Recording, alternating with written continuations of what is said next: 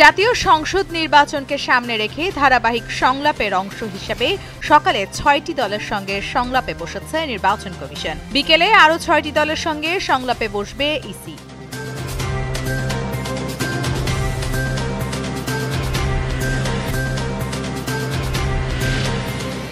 নিরাপত্তা সহ ২ দফা দাবি পূরণে আইন উপদেষ্টার আশ্বাসে কলম বিরতি কর্মসূচি প্রত্যাহার করেছে বাংলাদেশ জুডিশিয়াল সার্ভিস অ্যাসোসিয়েশন। আজ সারা দেশে কালো ব্যাজ কর্মসূচি পালন করছেন বিচারকরা।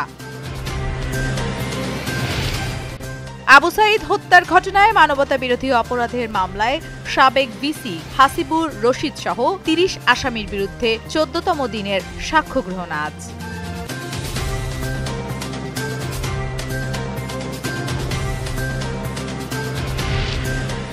উত্তর আফ্রিকার দেশ লিবিয়ার উপকূলে ২৬ বাংলাদেশিকে নিয়ে একটি নৌকা ডুবে গেছে। এতে ৪ বাংলাদেশির মৃত্যু হয়েছে।